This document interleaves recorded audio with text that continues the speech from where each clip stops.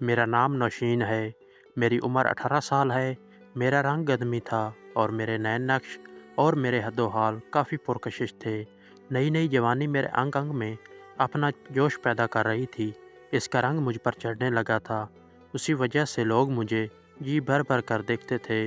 میں چھوٹی سی تھی جب میرے ماں باپ کا انتقال ہو چکا تھا اور اس کے بعد سے میں اپنے چاچو کے گھر رہتی تھی۔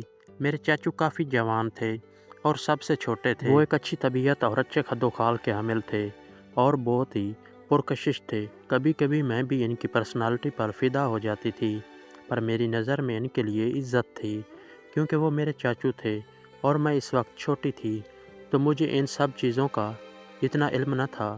میں جیسے ہی بڑی ہوتی گئی تو مجھے معلوم ہونے لگا کہ جوان مرد کا آس پاس ہونا دل کو کتنا سکون دیتا ہے، اور اس کے ساتھ ساتھ یہ بھی مجھے سننے کو ملتا کہ مرد کو بس شکار ہی چاہیے ہوتا ہے، وہ اس کی پرواہ نہیں کرتا کہ وہ شکار کس حیثیت سے اس کے سامنے موجود ہے۔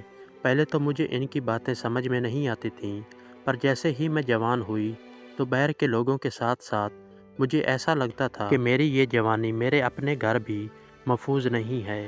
میں کوشش کرتی تھی کہ میرا لباس ایسا ہو جس سے کوئی بھی مجھے غور سے نہ دیکھے۔ مجھے میرے چاچو پر کافی شک ہونے لگا تھا۔ ان کی شادی 3 سال پہلے ہو گئی تھی اور ان کی کوئی اولاد نہیں تھی، وہ اس وجہ سے کیونکہ ان کی شادی ان کی مرضی کے بغیر ہوئی تھی۔ میرے چاچو میرے ساتھ کافی فرینڈلی اور دوسری طرف وہ چاچی کے ساتھ برے طریقے سے پیش آتے تھے۔ میرے لیے وہ بہت سی چیزیں لاتے تھے اور میرا کافی خیال رکھتے تھے۔ میں بھی یہی سمجھتی تھی کہ میں چھوٹی ہوں، اسی وجہ سے چاچو میرا خیال رکھتے تھے۔ میں اپنی تمام دوستوں کو بھی چیک کر بتاتی کہ میرے چاچو میرے باپ کی کمی محسوس نہیں ہونے دیتے۔ وہ میرا مذاق اڑاتی تھیں کہ تم تو خوبصورت اور پرکشش ہو، کوئی بھی مرد تمہارا خیال رکھنے کے لیے تیار ہو جائے گا، اور میں لڑ جاتی تھی کہ میرے چاچو ایسے نہیں ہیں اور ان کی باتوں پر بھی کان نہیں دھرتی تھی۔ دن ایسے ہی گزرتے رہے۔ میرے چاچو نے ایک دفعہ مجھے ایک شرٹ اور ایک جین گفٹ دی تو میں حیران ہو گئی۔ ان سے کہنے لگی کہ چاچو مجھے تو ایسے کپڑے پسند نہیں ہیں، اور میرے چاچو کہنے لگے کہ یہ کپڑے مجھ پر بہت سوٹ کریں گے اور لڑکیاں آج کل ایسے ہی کپڑے پہنتی ہیں۔ میں پہلے تو حیران ہوئی اور پھر میں نے یہی سوچا کہ چاچو کی بات نہ مان کر میں جس تھالی میں کھاتی ہوں اسی میں چھید کروں گی، تو میں ان کی بات مان گئی اور اگلے ہی دن میں نے وہ شرٹ اور جین پہن لی جو کہ کافی چست تھی۔ میرے چاچو مجھے گور کر دیکھ رہے تھے۔ میں نے خود کو اعتماد میں ہی رکھا کہ میرے چاچو ہیں، کوئی غیر نہیں ہے۔ میرے چاچو نے مجھے جی بھر کر دیکھا، پھر میری جوانی کو اپنی آنکھوں میں بسانے لگے تھے اور مجھے کہنے لگے تھے کہ تم پر ایسی ڈریسنگ کافی سوٹ کرتی ہے۔ میں بھی ان کی ایسی تعریف پر خوش ہو جایا کرتی تھی اور خود کو بھی خوبصورت سمجھ لیتی تھی، اور مجھے کیا معلوم تھا کہ اس کے پیچھے ان کا جال بچھا ہے۔ میں خود کو اس وقت کپڑوں میں اچھا محسوس نہیں کرتی تھی جب سے میں نے ایک ہلکا سا دوپٹہ گلے میں ڈالنا شروع کر دیا تھا، اور میرے چاچو نے ایک دن وہ دوپٹہ میرے گلے سے ہٹا دیا اور کہنے لگے کہ ایسے لباس پر دوپٹہ کرنا اس کی توہین ہے۔ میں نے چاچو کو صاف صاف کہہ دیا تھا کہ چاچو مجھے اچھا نہیں لگتا آپ کے سامنے اس لباس میں پھرنے کا، جس پر وہ حیران ہو گئے کہ میں تو ان کی بیٹی جیسی ہوں اور انہوں نے مجھے چھوٹے بھی دیکھا ہے۔ میں ان کی بات پر حیران ہوئی۔ دن ایسے ہی گزرتے رہے جب مجھے محسوس ہونے لگا کہ میرے چاچو مجھ پر نظر رکھتے ہیں۔ ایک دفعہ میں نہانے کے لیے گئی تھی۔ ایک بہت بڑا واش روم تھا جو کہ صحن کے آگے تھا۔ وہ واش روم کافی پرانا تھا۔ میں نے اپنے کپڑے نیچے لٹکائے اور دوسروں کو آزاد کرنے لگی۔ جیسے ہی میں آزاد ہوئی تو مجھے ایسے لگا جیسے واش روم کے سوراخ سے کسی نے مجھے دیکھا ہے۔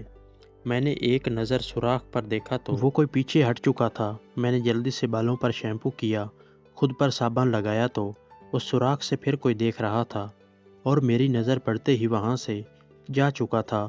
میں جلدی سے نہا کر باہر نکلی تو باہر کوئی بھی موجود نہ تھا، جبکہ چاچو اخبار پڑھنے میں مگن تھے۔ مجھے دیکھ کر فوراً کہنے لگے کہ کیا پریشانی ہے، اور میں نے کچھ بھی نہیں بتایا۔ اس دن صرف وہی گھر پر موجود تھے جبکہ چاچی کسی کام سے باہر گئی تھی، اس لیے میں نے چاچو پر ہی شک کیا۔ مجھے حیرانی بھی ہوئی کہ بھلا چاچو نے ایسی حرکت کیوں کی۔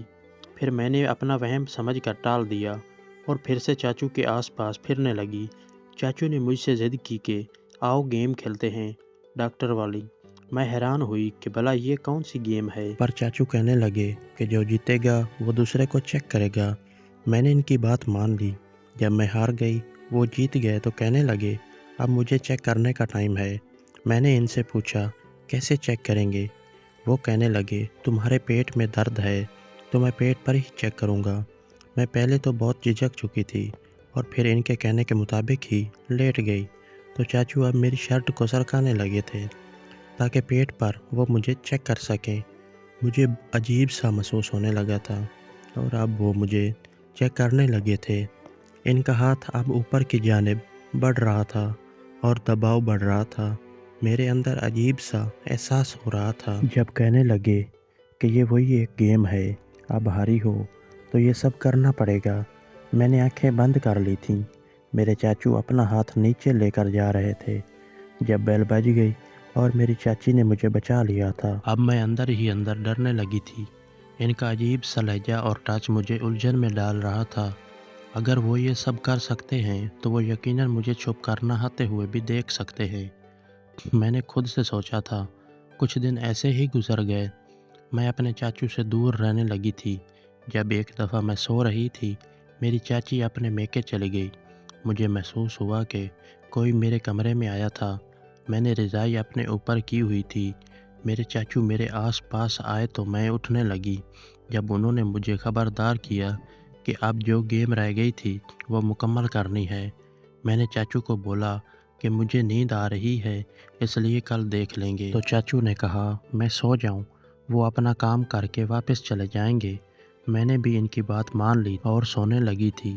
مجھے نیند میں اب محسوس ہو رہا تھا کہ چاچو میرے ساتھ کیا کر رہے تھے اور میں نیند میں چلانے لگی تھی۔ اب چاچو کی ایک حرکت نے مجھے ایسا کرنے سے روک دیا۔ کچھ دیر بعد ہی وہ مجھ پر حاوی ہو گئے اور میں اس اندھیرے میں کچھ بھی نہ کر سکی تھی۔ میری جوانی کو میرے چاچو نے اپنے خواہشات تلے رونت دیا تھا۔ میں کہنے لگی کہ چاچو یہ سب ٹھیک نہیں ہے، اور وہ میری بات سنے بغیر اپنا کام کرنے لگے اور کہنے لگے کہ اس گیم کا کسی کو بھی علم نہیں ہونا چاہیے، نہیں تو پورے خاندان میں میری ہی بدنامی ہوگی۔ میں بھی چاچو کی بات سن کر اپنا منہ بند کر چکی تھی۔ وہ رات میری ایسے ہی گزری تھی۔ اگلی صبح چاچو اپنے روم میں چلے گئے تھے۔ اب مجھے اپنے دوستوں کی بات یاد آنے لگی تھی کہ میرے چاچو سے میں محفوظ نہیں ہوں، لیکن میں انہیں برا بھلا کہتی تھی اور اب تو میرے چاچو نے ہر حد پار کر دی تھی۔ کچھ دنوں بعد میری چاچی واپس آ گئی تھی۔ میں نے سکھ کا سانس لیا تھا کہ اب میں بچ جاؤں گی۔ میری چاچی میری حالت دیکھ کر کہنے لگی کہ مجھے کیا ہوا ہے، میرا چہرہ اتنا مرجھایا ہوا کیوں ہے، جس پر میں نے بہانہ بنا دیا کہ میری طبیعت بالکل بھی ٹھیک نہیں۔ میری چاچی نے یہ بات چاچو سے کہہ دی کہ میری طبیعت بہت خراب ہے، اس لیے مجھے کسی اچھے ڈاکٹر سے چیک کروایا جائے۔ میرے چاچو بھی تیار ہو گئے تھے کہ وہ مجھے خود لے کر جائیں گے، پر میں ان کے ساتھ بغیر کسی صورت میں نہیں جانا چاہتی تھی۔ میری چاچی نے ضد کی کہ چاچو کو بہت اچھے ڈاکٹر کا پتہ ہے۔ میں بھی کب تک ضد کرتی اور اس طرح میری چاچی کو بھی شک ہو جاتا۔ اس چیز سے بچنے کے لیے میں نے ہاں کر دی اور اپنے چاچو کے ساتھ اکیلے ہی رات کو باہر نکل پڑی۔ میرے چاچو نے مجھے آگے بیٹھنے کا کہا تھا۔ میں بہت آرام سے ان کے ساتھ بیٹھ گئی تھی جب اچانک ہی راستے میں کار خراب ہو گئی تھی۔ مجھے اب اور بھی ڈر لگنے لگا تھا۔ میرے چاچو نے کار چیک کی تو اس کے انجن میں مسئلہ تھا جو کہ اتنا جلدی حل نہیں ہو سکتا تھا۔ اب وہ چاچی کو کال کرنے لگے تھے کہ ہمیں دیر ہو جائے گی، ہم کچھ دیر کار میں ہی بیٹھے رہیں گے۔ میرے چاچو نے بات کا آغاز کیا اور کہنے لگے کہ وہ جانتے ہیں اس دن وہ ہوش کھو بیٹھے تھے، پر اس کا یہ مطلب نہیں کہ اب میں ان سے بات نہ کروں۔ انہوں نے یہ بھی کہا کہ میں بالکل ٹھیک ہوں۔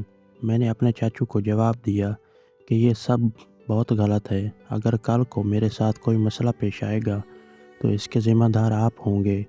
چاچو نے مجھے گارنٹی دی کہ ایسا کچھ بھی نہیں ہوگا، اور پھر چاچو نے آہستہ سے مجھے پکڑ لیا اور میرے پورے جسم پہ ہاتھ پھرنے لگا اور میرے جسم میں سرور آنے لگا۔ پھر چاچو نے آہستہ آہستہ کر کے میرے کپڑے اتارے اور پھر میری ٹانگوں کی طرف آ گیا۔ اب میں بھی اس کے ساتھ مل چکی تھی۔ کیونکہ مجھے بھی بہت مزہ آنے لگا تھا۔ تو دوستو ایسی کہانیاں اور بھی سننے کے لیے ہمارے چینل کو سبسکرائب کر لیں اور ویڈیو کو لائک کرنا نہ بھولیے گا۔